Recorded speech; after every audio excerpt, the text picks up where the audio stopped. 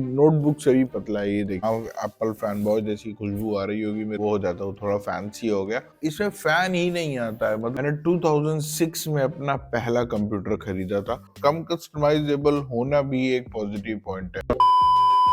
Hi everyone, welcome to honest reviews. तो आज एक बहुत बढ़िया प्रोडक्ट है मेरे पास।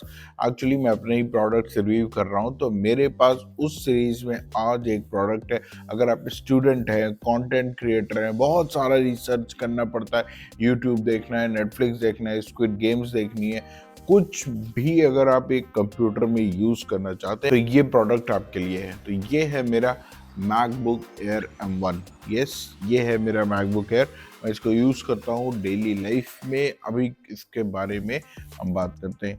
तो मैंने मैकबुक क्यों लिया? लोग मुझे बहुत ज़्यादा क्रिटिसाइज भी करते हैं क्योंकि मैं हमेशा मैकबुक ही लेता हूँ। इसलिए क्योंकि वो बोलते हैं कि विंडोज़ वाले काम नहीं हो पाते इसमें। जैसे कि विंडोज़ एक ऐसा प्लेटफॉर्म है जहाँ पे आप बहुत सारे आपको अलग अलग सॉफ्टवेयर्स मिल जाएंगे, आप इंस्टॉल करके दुनिया भर के काम कर सकते हो।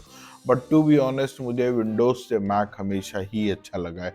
ऐसा इसलिए क्योंकि मुझे लगता है बहुत ही कम कस्टमाइजेबल है, और कम कस्टमाइजेबल होना भी एक पॉजिटिव पॉइंट है, क्योंकि कम कस्टमाइज्ड होने की वजह से इसमें जो भी ऐप्स हैं जो हम इंस्टॉल करते हैं वो बहुत ही फिल्टर होके आते हैं। मतलब अगर आप ऐप स्टोर से कोई ऐप इंस्टॉल कर रहे हो तो वो ऐप स्टोर पहले चेक करेगा कि उसमें कोई इश्यूज तो नहीं है, वायरस तो नहीं है। उसके बाद वो जाके आपको सजेस्ट करता है कि हाँ, अब आप इसको डाउनलोड कर सकते हो।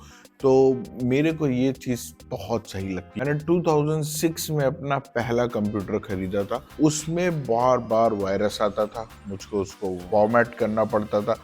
उसके बाद मैंने 2010 में अपना पहला लैपटॉप खरीदा था, सोनी वायो। वो बढ़िया लैपटॉप था, चलता था, बट मुझको भी उसमें भी वही प्रॉब्लम लगती थी हमेशा। कभी कोई वायरस आ गया, कभी कुछ प्रॉब्लम, कभी अटक रहा है, धीमे चल रहा है, लैग कर रहा है। फिर 2013 में मैंने अपना पहला मैकबुक लिया था, और अभी 15 साल हो रहे हैं and I haven't switched back to Windows. मुझे जाना भी नहीं कभी विंडोज वापस। रीजन बीइंग मैं बता देता हूँ। मेरा बेसिक काम है, मैं पढ़ाई करता हूँ इसमें, तो जो भी डॉक्यूमेंट्स होते हैं, मेरे पीडीएफ्स होती हैं, बुक्स होती हैं, वो सारी इसमें बहुत ही अच्छे से चल जाती हैं। दूसरा, वायरस वाला कोई इश्यूज नहीं रहता। तीसरा, बहुत ही लाइट वेट है, हल्का है, बैटरी बहुत ज़्यादा चलती है। मुझे पहले ब्राउज बहुत ज़्यादा करना पड़ता था, अभी बहुत ब्राउजिंग करता हूँ तो पूरे 12 आवर्स तक भी मेरे को बैटरी मिली है। ये है मेरा पुराना मैक, ये आज भी मेरे साथ है, अभी भी वैसे ही इंटैक्ट है, और ये बढ़िया चलता भी है, अभी भी बढ़िया है, ये चलता है। इसको मैं अभी भी रखे हूँ, भले ही 12 साल हो गए, पर इसका यूज़ पड़ता है। मैं इसको भी यूज़ करता हूँ और उसको भी यूज़ करता हूँ। विद टाइम एप्लीकेशंस बड़ी होती चली गई हैं, तो इसकी वजह से पुराना मैक थोड़ा स्लो हो गया है। क्योंकि पहले जो एप्लीकेशन 10, 15, 20 MB की आती थी, अब वो एप्लीकेशन 100, 200 MB की आती है, तो अब ये उतना डील नहीं कर पाता। ऑल्सो द सॉफ्टवेयर अपग्रेडेशन जो हुआ है उसकी वजह से भी अब वो इसमें थोड़ा स्लो हो गया है। फिर भी काम करता है, ऐसी बात नहीं है। स्लो हुआ है, मैंने कहा, बस बंद नहीं हुआ है। तो मैंने नया मैकबुक लिया है, ये मैकबुक एयर। दोनों ही मैकबुक एयर है। ये मैकबुक एयर M1 की चिप है, इसमें इंटेल की शायद i5 चिप लग के आती। तो दोनों को अगर हम साइड बाय साइड देखें तो ये रहा मैकबुक नया वाला, और ये है मैकबुक पुराना वाला। तो दोनों में से वेट ऑलमोस्ट दोनों का बराबर ही है। अब ज़्यादा टेक्निकल स्पेसिफिकेशंस में नहीं जाएंगे क्योंकि वो आप खुद भी देख सकते हो। वो एप्पल की वेबसाइट में सारा वेट, ग्राम और सब, यूट्यूब वाले चैनल यही करते हैं कि वेट और ये वो प्लस माइनस बताते हैं, but I don't do this. सबसे बढ़िया चीज़ इसमें ये भी लगती है मेरे को कि बस जैसे ये बंद रखा है, अभी ये बंद है और आपने खोला एंड बस इट्स रेडी। आपका काम करना शुरू, देर नहीं, नो डिले, हैंग कभी नहीं होता, बैटरी खूब मस्त चलती है। तो ये सब मेरे को इसमें बहुत ज़्यादा अच्छा लगता है। दूसरा, इसका डिस्प्ले वगैरह इज ऑलवेज गुड। कभी आपको नेटफ्लिक्स वगैरह देखना हो तो बस लगाया और देखा। रेटिना डिस्प्ले है, जैसे आईफोन्स की डिस्प्ले आती है। फ़ोन यही मैं जिससे रिकॉर्ड कर रहा हूँ, इसकी डिस्प्ले जैसी ये सेम इसी का डिस्प्ले इसमें भी लगा हुआ है। तो डिस्प्ले भी बहुत ज़्यादा अच्छा है। As per hour channel policy, इसके कुछ पॉजिटिव और कुछ निगेटिव पॉइंट्स हैं, तो चलिए हम उनको डिस्कस कर लेते हैं। पहला है इसका M1 चिप। M1 चिप वाकई बहुत पावरफुल है। मुझे पता है M3 चिप आ चुकी है अभी, बट अभी भी हैवी गेमिंग और हैवी एडिटिंग छोड़ के हर वो काम जो आप सोच सकते हैं वो ये कर देगा बहुत ईजिली और स्मूथ। दूसरा है इसका 13.3 इंच का HD रेटिना डिस्प्ले। बहुत सुंदर डिस्प्ले। देखिए मैं दिखाता हूँ आपको इस पे, ये मेरे चैनल का डैशबोर्ड है, आप इसी को देख सकते हैं, कितना सुंदर मतलब डिस्प्ले देख रहे हैं। थर्ड है इसका सीमलेस इंटीग्रेशन। वो जो एप्पल इकोसिस्टम वाली बात आती है वो इसमें बहुत ही बढ़िया से काम करता है। जैसे कि ये मेरा आईफोन है, मेरा ये मैकबुक है और मेरे पास मेरा आईपैड है और ये दूसरा लैपटॉप भी है। अब मुझे इनमें से किसी में भी डेटा एक दूसरे में ले जाना है ना, बहुत बढ़िया बहुत आराम से होता है। पहली बात तो आप एयरप्ले से डायरेक्ट इसका डेटा उसमें उसके से एयरप्ले से बहुत ही फास्ट डेटा ट्रांसफर होता है। दूसरा वो पिंच एंड ड्रॉप जो दिखाते हैं ना कि यहाँ से ऐसे उठाया और इधर ऐसे कर दिया और चला जाता है, वो चला जाता है भाई। मैंने इसको ट्राई किया एंड इट्स वेरी स्मूथ। वो हो जाता है, वो थोड़ा फैंसी हो गया। इंटीग्रेशन जैसे इसमें कोई फाइल सेव की मैं इस पे निकाल सकता हूँ बस। हाँ, उसकी कंडीशन ये है कि तीनों में या जितने भी डिवाइसेस हैं आपके पास सब में सेम ईमेल आईडी यूज होनी चाहिए। iCloud की जो आईडी पड़ी होती है वो सेम होनी चाहिए, बस इतना ही एक कंडीशन है। दूसरा एक चीज़ और भी हाँ मुझे अच्छा लगता है, जैसे ये मैकबुक है, मैं इसमें कुछ काम कर रहा हूँ तो अगर कभी मेरे को ऐसा होता है कि वीडियो कॉल करना हो किसी को तो मैं आईफोन का कैमरा यूज़ कर सकता हूँ इसमें। इस पर लॉग इन करूँ, इसको ऐसे यहाँ पे सामने रख लूँ अपने और आईफोन के कैमरे को मैं अपना प्राइमरी कैमरा यूज़ करूँ तो ये चलता है। बहुत ही बढ़िया रहता है वो, क्योंकि आपको एक उससे कैमरा नहीं लगाना पड़ता। वो एंड्रॉयड वालों के लिए वो एक ड्रॉइड कैम करके एप्लीकेशन है, वो डाउनलोड करनी पड़ती है, पर इसमें वो ज़रूरत नहीं है, तुरंत ही इसमें इंटीग्रेट हो जाता है। फोर्थ है इसका साइलेंट ऑपरेशन। इसमें फ़ैन ही नहीं आता है, मतलब इसमें ज़रूरत ही नहीं है, फ़ैन है ही नहीं इसके अंदर। बहुत सारे कैम ज़्यादातर लैपटॉप्स के अंदर फ़ैन आता है, वो आवाज़ करता है घर जब गर्म हो जाता है। ये इतना गर्म ही नहीं होता कि फ़ैन की ज़रूरत पड़े, इतना बढ़िया इसको डिज़ाइन किया गया। हाँ, एप्पल फैन बॉय जैसी खुशबू आ रही होगी मेरे से, बट हाँ मैं हूँ एप्पल फैन बॉय और मैं इसको बता देता हूँ, मेरे को शर्म भी नहीं आती बोलने में, because I love Apple products, तो इसीलिए मेरे पास ज़्यादातर प्रोडक्ट्स एप्पल के ही। फिफ्थ है इसका लॉन्ग बैटरी लाइफ। ये 18 आवर्स तक की बैटरी है क्लेम करते हैं ये लोग, और 12 आवर्स तो डायरेक्ट मैंने चलाया है इसको, तो 12 आवर्स तक का तो मैं बता सकता हूँ। उसका मतलब मैंने उसका ज़्यादा एक्सटेंड नहीं किया, मैं चार्ज कर लिया था, बट 18 आवर्स से क्लेम करते हैं एंड टू बी ऑनेस्ट ये चलता है। आप मूवीज़ देख सकते हैं, अगर आप जैसे वाईफाई इसको ऑफ कर दें और फिर डायरेक्ट आप सिर्फ मूवी चलाएं, चलेगी भाई 18 आवर्स बढ़िया चलेगी ये। और अगर आप वाईफाई चलाते हैं तो 12 आवर्स कंटिन्यूस ब्राउजिंग तो मैंने की है इसमें, और ये बहुत सही चलता है। नेक्स्ट पॉइंट है इसका लाइट एंड पोर्टेबल। 1 किलो 300 ग्राम तो सीसी के आसपास वेट है इसका। 1 केजी कोई वेट ही नहीं होता है आपके डिवाइस के लिए, और बढ़िया आपको 13 इंच की एक डिवाइस मिल जाए तो 1 केजी 300 ग्राम्स काफ़ी कम है। आप इसको बढ़िया बैग में रखिए, और ये इतना स्लिम है आप इसे कहीं भी, नोटबुक से भी पतला है ये देखिए। वैसे तो मैंने वो प्लास्टिक का कवर लगा रखा है, मुझे अच्छा लगता है थोड़ा इसको बचा के रखने में, तो ये मैं थोड़ा सा इसमें कवर लगा के रखा हूँ। ये प्लास्टिक का एक कवर आता है अलग से इसके लिए, अगर आपको चाहिए होगा डू लेट मी नो, नहीं तो मैं कमेंट सेक्शन में इसका लिंक डाल दूंगा, आप वहाँ से जाके इसको परचेज कर सकते हैं। ये थोड़ा सेफ्टी के लिए है। नेक्स्ट है इसका बैकलिट कीबोर्ड। इसका जो कीबोर्ड है ये बैकलिट है, बैकलिट इन द सेंस ये अगर मतलब कि ये जलता है यहाँ से। आप इसका ब्राइटनेस कम ज़्यादा कर सकते हैं। बहुत सारे लैपटॉप्स होते हैं उनमें बैकलिट नहीं है, तब तो ऑलमोस्ट सभी में आता है। सस्ते वालों में शायद नहीं आता हो, पर महंगे हर लैपटॉप में अब बैकलिट कीबोर्ड आने लगे। नेक्स्ट है इसका सिक्योरिटी, बहुत ज़्यादा सिक्योर है। तो पहले इसमें मुझे हर बार पासवर्ड डालना पड़ता था जब भी लॉगिन करना पड़ता था, तो मैं पहले पासवर्ड बहुत ही ईजी रख लिया था, 1 2 3 फटाक से 1 2 3 एंटर किया और चले गए। अब पर मैकबुक्स में आने लगा टच आईडी। यहाँ पे ये टच आईडी आती है इसकी, दिख रहा है ये जो बटन है टच आईडी है, यहाँ पे आप अपनी फिंगर टच करेंगे तो ये अनलॉक हो जाता है, और बहुत ही क्विक है। मतलब आपने टच किया अनलॉक, देखिए मैं दिखाता हूँ। अभी ये यहाँ पे लॉक हो चुका है, मैंने यहाँ पर टच करूंगा और touch lock lock unlock lock unlock, तुरंत टच किया फटाफट अनलॉक।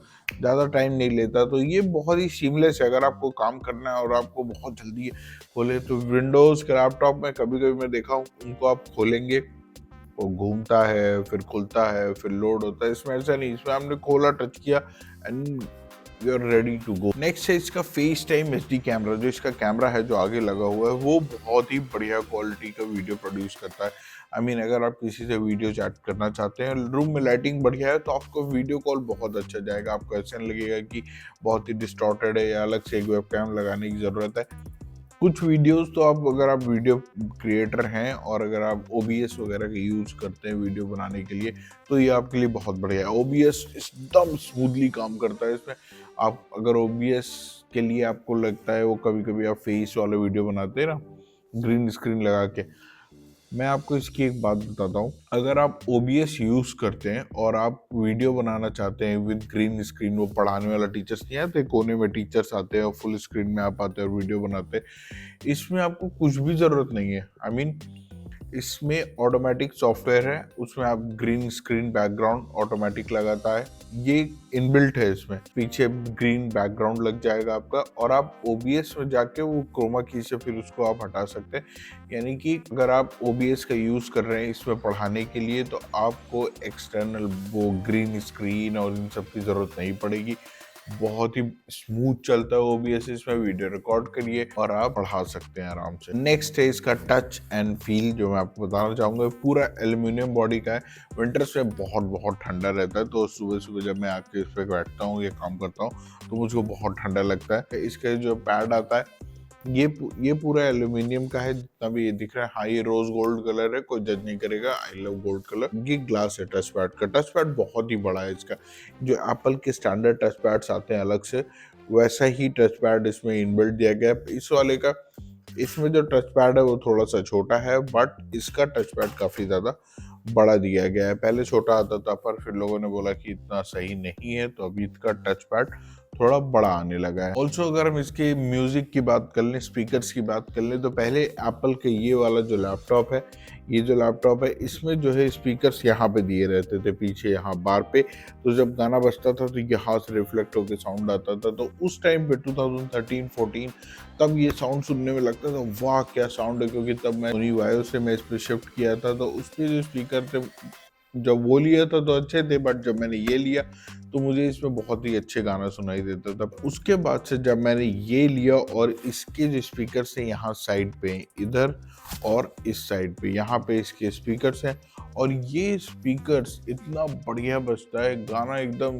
बहुत ही बढ़िया HD में सुनाई देता है, दोनों तरफ डॉल्बी डिजिटल साउंड। ओके, तो जैसे हर प्रोडक्ट के कुछ पॉजिटिव पॉइंट्स होते हैं, कुछ नेगेटिव पॉइंट्स भी होते हैं, तो चलिए हम इसके कुछ नेगेटिव पॉइंट्स पे डिस्कस कर लेते हैं। पहला जो इसका सबसे बड़ा ड्रॉबैक है, वो है कि इसमें बहुत ही लिमिटेड पोर्ट्स होते हैं। इसमें सिर्फ 3 पोर्ट है, 2 USB-C पोर्ट है यहाँ पे जो दिए गए, और एक ये ऑडियो जैक का पोर्ट है। बस आपका प्रॉपर USB नहीं लग पाएगी इसमें, और थंडरबोल्ट नहीं लग पाएगा, एक्सटर्नल कुछ और चाहिए हो तो वो नहीं लग पाएगा। तो उसके लिए मैंने ये खरीदा है Amazon Basics से। ये कनेक्टर है, USB-C टाइप पे लग जाता है, और इसमें फर्दर कनेक्शंस होते हैं। जैसे इसमें है एक USB type, HDMI port, SD card बड़ा वाला और छोटा वाला कार्ड भी लग जाता है इसमें। फिर एक है ऑडियो आउटपुट, तो उससे भी ऑडियो आ सकता है, इससे भी हम 2 ईयरफोन लगा सकते हैं। फिर इधर है हमारा एथरनेट, हम इंटरनेट के लिए डायरेक्ट जैक लगा सकते हैं इसमें, और 3 USB 3.0 कहेंगे इसको, 3.0। तो ये बहुत ही बढ़िया है। ये मैंने अमेज़ॉन से ख़रीदा था। इसका भी मैंने डिटेल्ड वीडियो बनाया, मेरे चैनल पे है, आप जाके देख सकते हैं इसका। और ये चाहे तो भी आप इसको परचेज कर सकते हैं। वैसे अगर आपने मैकबुक लिया है तो ये आपके पास होना ही चाहिए, क्योंकि अभी भी बहुत सारे डिवाइसेस है। जैसे मेरा प्रिंटर है, अगर आपको उसका रिव्यू चाहिए तो बताइएगा, मैं उसको भी रिव्यू कर दूंगा। तो मेरा प्रिंटर है, मुझे जब भी इसे कनेक्ट करना होता है तो मुझे इसकी ज़रूरत पड़ती है। तो ये थोड़ा सा ड्रॉबैक है इसका। शायद अगर एक USB पोर्ट होता तो ये प्रॉब्लम सॉल्व हो जाती, नहीं खरीदना पड़ता ये सब मेरे को। बट इट्स ओके, कॉम्पैक्ट किया है तो वो छोटी छोटी चीज़ों को मैनेज करके किया गया है। सेकेंड है इसका नॉन अपग्रेडेबल हार्डवेयर। इसका जो हार्डवेयर है, आप इसकी रैम नहीं बढ़ा सकते, रोम नहीं बढ़ा सकते, जो है इसमें वही है। पहले नहीं बढ़ा सकते। तो जब आप खरीदने जाएं तभी सोच लें कि आपको कौन सा लेना है, जीबी की रैम रखनी है, कितने जीबी का रोम रखना है, ये सब आप पहले ही डिसाइड कर लें, क्योंकि बाद में ये चेंज नहीं हो। थर्ड है इसका प्राइस। हाँ, इसका प्राइस थोड़ा सा महंगा है नॉर्मल लैपटॉप से, पर फिर यही है कि प्रीमियम कॉस्ट में चीज़ें भी वैसी आपको मिलेंगी। लैग नहीं चाहिए, क्योंकि हैंग बहुत कम होता है, बहुत ही कम। शायद मैंने कभी बहुत एक्स्ट्रा प्रेशर डाल दिया तो कभी हैंग हुआ नहीं है, हैंग नहीं होता। कुछ प्रीमियम चाहिए तो थोड़ा सा प्रीमियम प्राइस पे करना पड़ेगा। वैसे मैं बता दूं, आजकल के टाइम पे विंडोज लैपटॉप भी बहुत महंगे आने लगे। नेक्स्ट है इसका एक कंपैटिबिलिटी इशू। विंडोज के साथ थोड़ा तो कंपैटिबल इशू, अलग अलग प्लेटफॉर्म है दोनों, तो एक दूसरे को ज्यादा इंटीग्रेट नहीं करते। अगर ये विंडोज वाला होता तो भी ये बोलता है कि इसका भी कंपैटिबिलिटी इशू है। बट अभी वाईफाई आ गया है तो क्लाउड एक कॉमन स्पेस है, तो आप जो है दोनों को लिंक कर सकते हैं क्लाउड के थ्रू। मतलब क्लाउड बादल नहीं है, ठीक है, वो उस वाली मीम से कोई कनेक्ट नहीं करेगा। नेक्स्ट है इसका टच स्क्रीन। ओके, एप्पल के किसी भी लैपटॉप में टच स्क्रीन नहीं आता। लोग आजकल टच स्क्रीन होना बहुत ज़्यादा प्रेफर करते हैं, पर अब इसमें टच स्क्रीन नहीं है। उसके लिए आईपैड इतने पावरफुल बना दिए गए कि अगर आपको टच स्क्रीन लैपटॉप चाहिए तो आप एक आईपैड भी ले सकते। ये था मेरी तरफ से पूरा रिव्यू। तो अगर आप मेरे से पूछें कि आपको ये लेना चाहिए कि नहीं, तो मेरी तरफ से तो बिग बिग थम्स अप है कि ये आपको डेफिनेटली लेना चाहिए। ये बहुत ज़्यादा हेल्पफुल रहेगा आपके लिए। अगर आप एक स्टूडेंट है, पढ़ाई कर रहे हैं, या आप एक वीडियो एडिटर हैं, या आप रिसर्च वर्क पे काम कर रहे हैं, या आप कुछ भी काम कर रहे हैं जहाँ पे आपको बस हाई एंड गेमिंग और हाई एंड एडिटिंग नहीं करनी, उसके लिए मैकबुक एयर नहीं है। बस मैं ये कह रहा हूँ, मैं ये नहीं कह रहा हूँ कि मैकबुक्स नहीं है, मैकबुक एयर नहीं है। प्रो में जा सकते हैं, वो सारा काम आपका इजीली करके देंगे। तो इसका खरीदने का लिंक मैंने डिस्क्रिप्शन में दिया है, वहां जाके इसे परचेज कर सकते हैं। मुझे ये पड़ा था अंडर 50,000 रुपीज, क्योंकि मेरे पास एक और मैकबुक था, उसको मैंने वापस कर दिया था, और मैंने एक्सचेंज किया तो मेरे को उसमें 10-12 हज़ार रुपए के आसपास का रिबेट मिला था, तो उसको मैंने इसी में यूज किया था। तो मुझे ये अंडर 50,000 पड़ा, एंड आई थिंक ये आपको जरूर लेना चाहिए। It will one of the best investments you have made on any computer device till now. तो वीडियो कैसा लगा, do let me know in the comment section. Thank you so much, bye bye.